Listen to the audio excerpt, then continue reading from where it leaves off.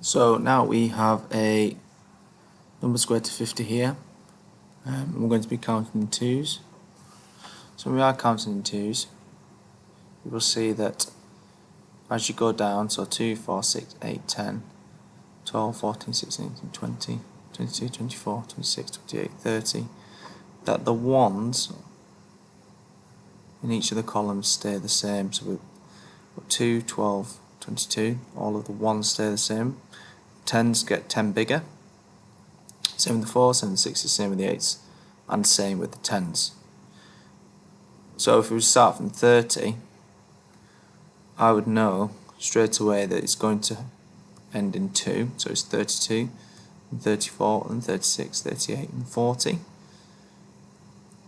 The ones is going to be the same, so 42, then 44, 46, 48, and 50. So all the column,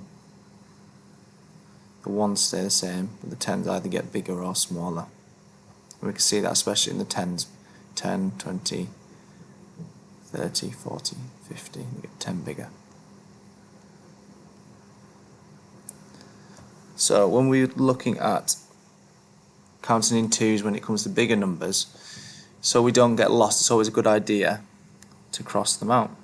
So then we can count them as we go along. So 2, 4, 6, 8, 10, 12, 14, 16, 18, 20, 22, 24, 26, 28, 30. Remember, when we get to the end, to get to the 10, we do the big jump, 1, 2,